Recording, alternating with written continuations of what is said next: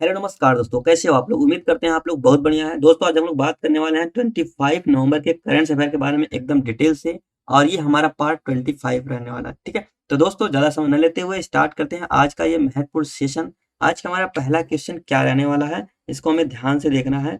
आज का हमारा पहला क्वेश्चन है कि हाल ही में संयुक्त राष्ट्र लेखा परीक्षक पैनल के उपाध्यक्ष के रूप में किसे नियुक्त किया गया है? तो ठीक है, इसका सही आंसर हो जाएगा option number C, Girish Chandra Murmu. ठीक है, गिरीश चंद्र मुर्मू। अभी क्या हुआ है कि यूएन के द्वारा, ठीक है, यूएन के द्वारा एक बैठक बैठाई गई है लेखा परीक्षकों की, जिसमें 12 देशों के कंट्री ने इसमें भाग लिया था। ठीक है, 12 देशों के महालेखा परीक्षक यहाँ पे शामिल हुए थे। इनके उपाध्यक्ष के रूप में किसे नियुक्त किया गया है? गिरीश चंद्र मुर्मू को नियुक्त किया गया है। अगले 1 साल के लिए, 1 ईयर के लिए इन्हें नियुक्त किया गया है।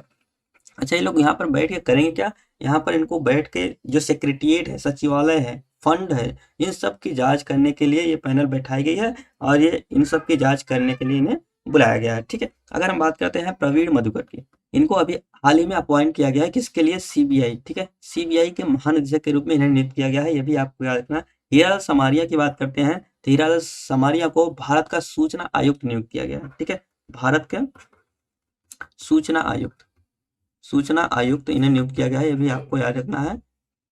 अगर हम बात करते हैं धनंजय वाई चंचूड़, तो इनको CGI, chief justice of India के रूप में इन्हें नियुक्त किया गया है। सीजीआई किस नंबर के? 50वें नंबर के, ये भी आपको याद रखना है। तो इसका सही आंसर क्या हो जाएगा? Option number C, Girish Chandra Murmu is a right answer. ठीक है, नेक्स्ट क्वेश्चन की बात करते हैं। नेक्स्ट क्वेश्चन हमारा क्या है? ओपन एआई कंपनी के नए सीईओ के रूप में किसे नियुक्त किया गया है? ठीक है, तो इसका सही आंसर हो जाएगा option number A, Sam Altman को। ठीक है, अभी क्या हुआ कि पहले ओपन एआई जिसने चैट जीपीटी बनाया, ठीक है, जिसने चैट जीपीटी बनाया, ठीक है, ये ओपन एआई है जिसने चैट जीपीटी बनाया। इनके सीईओ पहले सैम अल्टमैन ही थे। ठीक है, लेकिन क्या हुआ कि इसी कंपनी में काम कर रहे हैं सीटीओ पद पर, सीटीओ चीफ टेक्निकल ऑफिसर के रूप में मीरा मूर्ति काम कर रही थी, और इनको क्या किया गया? सीईओ बना दिया गया। ठीक है, इनको क्या बना दिया गया था? सीईओ बना दिया गया था ओपन एआई कंपनी का। लेकिन यहाँ के जो एम्प्लॉय थे वो काफी नाराज हो गए इनके बनने के बाद, और एक ही दिन में, ठीक है, एक ही दिन में 2000 से ज्यादा एम्प्लॉय ने रिजाइन मार दिया। ठीक है, बोले हमको वही सीईओ चाहिए। तो क्या हुआ कि फिर से चेंज करके सैम अल्टमैन को ही नया सीईओ बनाया गया ओपन एआई के। ठीक है, तो ये आपको याद रखना है। अब बात करते हैं मनोरंजन मिश्रा। ठीक है, मनोरंजन मिश्रा को अभी आरबीआई का, ठीक है, आरबीआई का महानिदेशक के रूप में इन्हें नियुक्त किया गया है। महानिदेशक के रूप में इन्हें नियुक्त किया गया, ये भी आपको याद रखना है। अच्छा, बात करते हैं हितेश कुमार एस मकवाना की। ठीक है, ये भारत के, ठीक है, भारत के महासर्वेक्षक के रूप में इन्हें नियुक्त किया गया है। भारत के महासर्वेक्षक, महासर्वेक्षक के रूप में इन्हें नियुक्त किया गया है, ये भी आपको याद रखना है। ठीक है, चलो नेक्स्ट क्वेश्चन की बात करते हैं। नेक्स्ट क्वेश्चन हमारा क्या है कि हाल ही में कौन सी कंपनी ने अपने पैकेज को भेजने के लिए नदियों का प्रयोग करना शुरू कर दिया है? ठीक है, इसका सही आंसर क्या हो जाएगा? Option number B, Amazon. ठीक है, अमेजन ने क्या किया है कि अभी वर्ल्ड बैंक की एक रिपोर्ट आई थी, थोड़ा सा जानते हैं इसके बारे में। ठीक है, अभी वर्ल्ड बैंक के एक रिपोर्ट आई थी, इसमें इन्होंने बोला था कि जो फ्यूल खर्च होता है, जो नदियों से जो ट्रांसपोर्ट होता है या फिर समुद्र से जो ट्रांसपोर्ट होता है, उसके मुकाबले में अगर रेल से ट्रांसपोर्ट होता है तो फ्यूल 18 पॉइंट, ठीक है, 18.6% ज़्यादा खर्च होता है। अगर अदर ट्रांसपोर्ट से होता है, अदर ट्रांसपोर्ट से होता है तो 91.8% का ज़्यादा फ्यूल खर्च होता है। किसके मुकाबले? ये नदी या फिर समुद्र, ठीक है, रिवर या फिर सी के मुकाबले में जो फ्यूल खत्म होता है इससे ज़्यादा होता है। तो इससे इनको काफ़ी ज़्यादा फायदा हो जाएगा। अच्छा, ये कहाँ से कहाँ तक शुरू किया गया है? ये पटना से कोलकाता, ठीक है, कोलकाता के बीच ये शुरू किया गया है, ये आपको याद रखना है। अमेजन कंपनी ने स्टार्ट किया है। और कौन सी नदी है ये गंगा नदी है। कौन सी नदी है?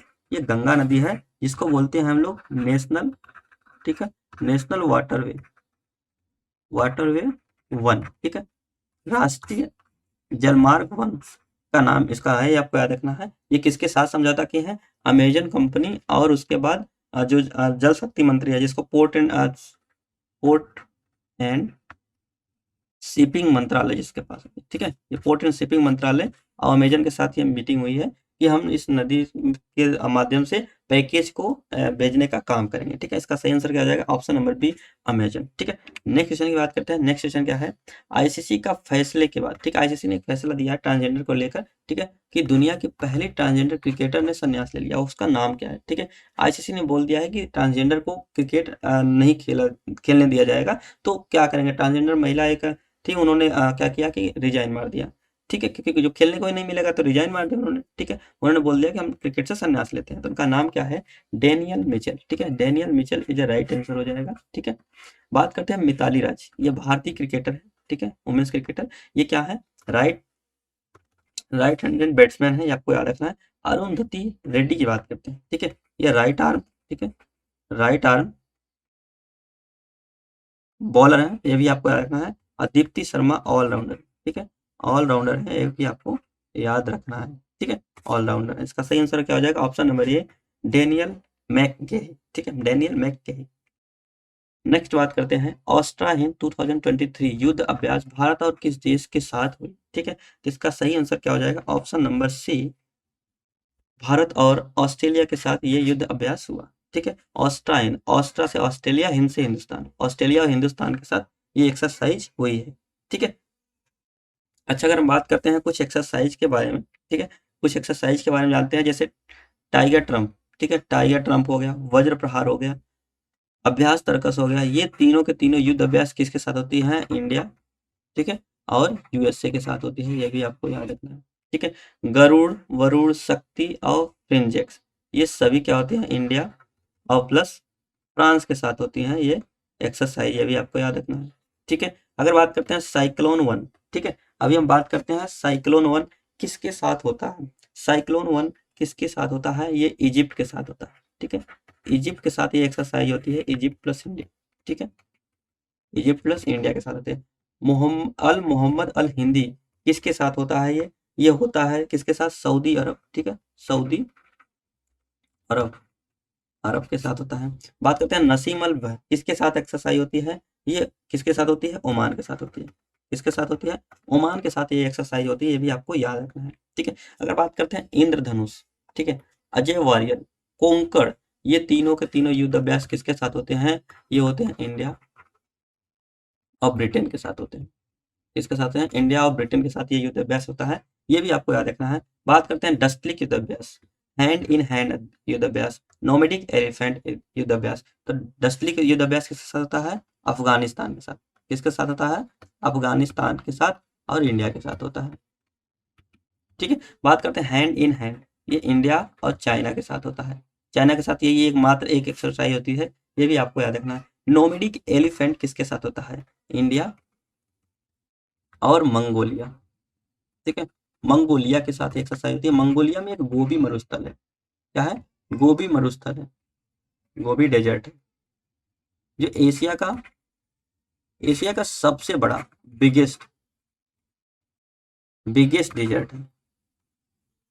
और वर्ल्ड का कौन है? सहारा है। ठीक है, वर्ल्ड का कौन है? सहारा, सहारा डेजर्ट। बात करते हैं एक्वेरियन किसके साथ होती है? इंडिया और मालदीव के साथ होती है।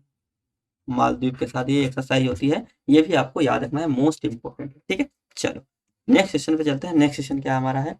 समुद्री सहयोग को बढ़ाने के लिए, ये पढ़ाने के लिए नहीं, बढ़ाने के लिए। ठीक है, ये बढ़ाने के लिए भारत और किसको मोजाम्बिक में तैनात किया गया है? ठीक है, भारत ने किसको मोजाम्बिक में तैनात किया है? इसका सही आंसर क्या हो जाएगा? Option number D, INS Sumedha. ठीक है, आईएनएस सुमेधा को अभी हाल ही में कहाँ पर? मोजाम्बिक देश में तैनात किया गया है। क्यों? क्योंकि इनकी समुद्री जो सेवा है वो अच्छी हो सके, ये आपको याद रखना है। ठीक है, चलो नेक्स्ट क्वेश्चन पे चलते हैं। मीराबाई जन्मोत्सव की 525वीं जयंती पर 525 रुपए का सिक्का जारी किया गया। सबसे पहली पॉइंट है कि मीराबाई जन्मोत्सव, ठीक है, कब मनाया गया? ठीक है, और इनकी जयंती कौन सी जयंती है? 525वीं जयंती, और कितने रुपए का सिक्का बनाया गया? 3 क्वेश्चन यहीं पे बन गया। ठीक है, 3 क्वेश्चन यहीं पे बन गया। अच्छा, तो दूसरी बात है कि ये बिलोंग कहाँ से करती है? ठीक है, ये बिलोंग कहाँ से करती है? ये राजस्थान से बिलोंग करती है। कहाँ से बिलोंग करती है? राजस्थान से। अच्छा, अभी अभी ये ऑर्गेनाइज हुआ है कहाँ पर? ये ऑर्गेनाइज कहाँ पे हुआ है? ये ऑर्गेनाइज हुआ है मथुरा में। ठीक है, मथुरा, यूपी।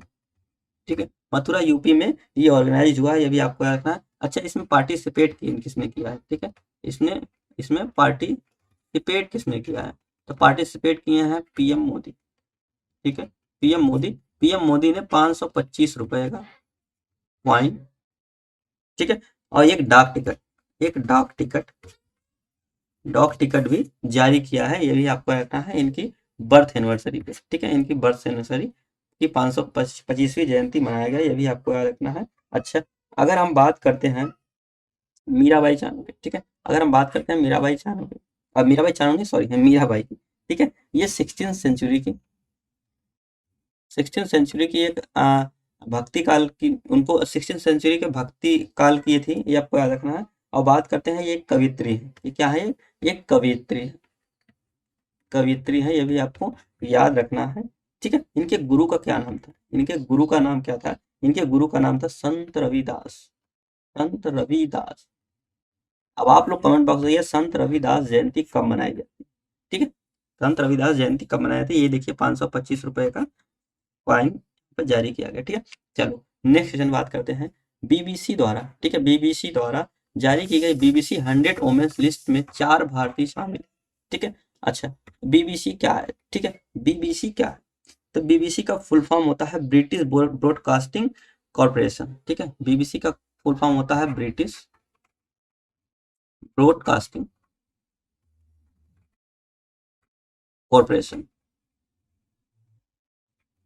ठीक है, कॉर्पोरेशन, ये बीबीसी का फुल फॉर्म है। अच्छा, अगर हम बात करते हैं कि इसका एडिशन कौन सा था, ठीक है, इसका एडिशन कौन सा था, इसका एडिशन था 11th, इसका 11th एडिशन था, ये भी आपको याद रखना। इसमें कितने टोटल वुमेन्स को शामिल किया गया, इसमें 100, ठीक है, 100 वुमेन्स को शामिल किया गया, ठीक है, 100 मेंबर थे, जिसमें से 4 भारतीय थे, 4 इंडियन थे, ये भी आपको याद रखना है, ठीक है। अच्छा, अगर हम बात करते हैं इसमें किस प्रकार के लोगों को शामिल किया जाता है, दुनिया भर के विभिन्न क्षेत्रों की प्रेरक और प्रभावशाली महिलाओं को इसमें शामिल किया जाता है, ये भी आपको याद रखना है। अच्छा, अगर बात करते हैं चारों महिलाओं का नाम क्या है, नंबर 1, ठीक है, नंबर 1 पे किसको, हरमनप्रीत कौर, इनको कौन नहीं जानते, ठीक है, हरमनप्रीत कौर है, ठीक है, इनको किस कैटेगरी में दिया गया है, क्रिकेट के कैटेगरी में दिया गया है, बोला मतलब लिस्ट में शामिल किया गया है। दूसरा कौन है, दूसरा है दिया मिर्जा, ठीक है, दूसरा कौन है,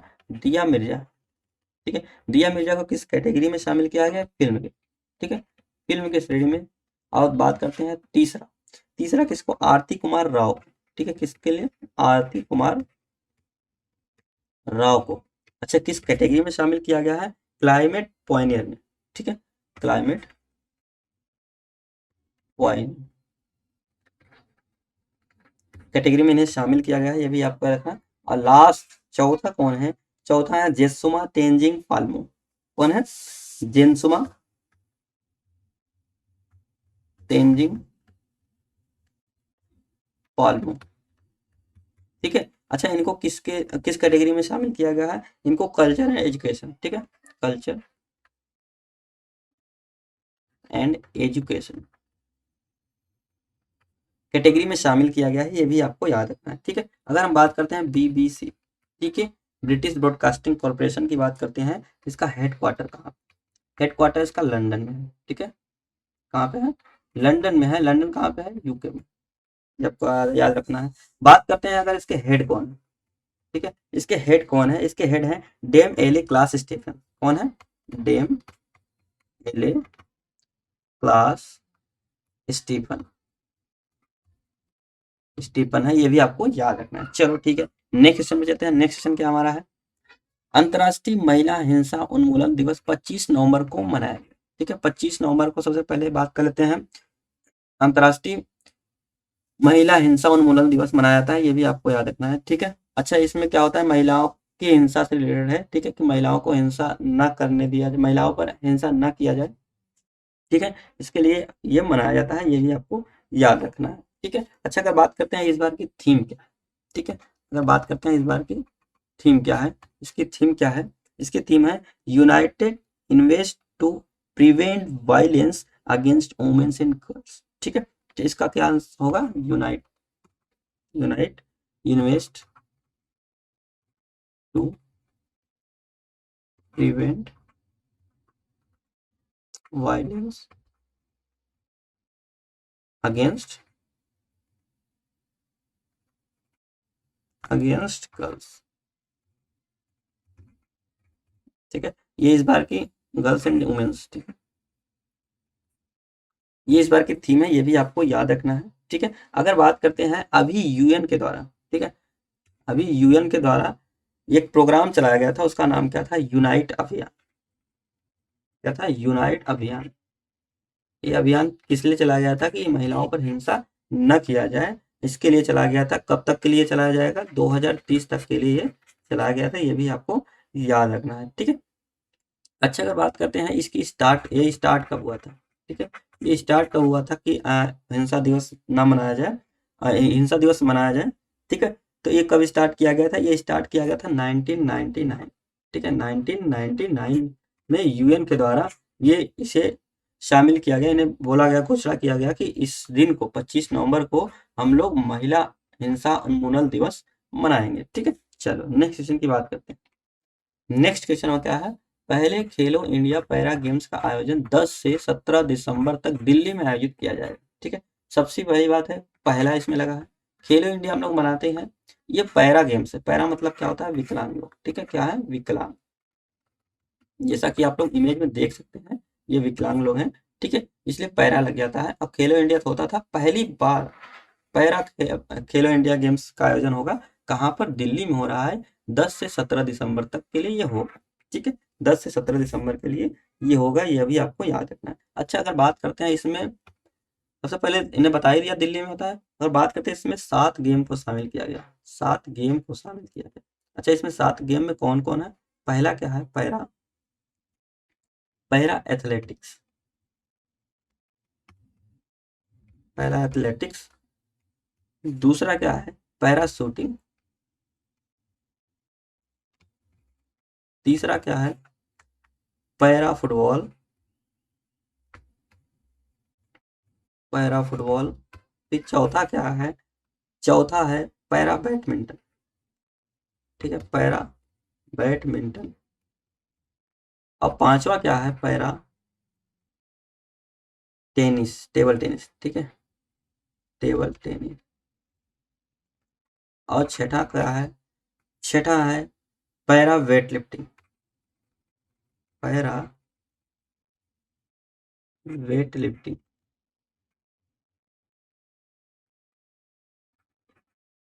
ठीक है, और सातवां क्या है, पैरा आर्चरी, तीरंदाजी इसको बोलते हैं।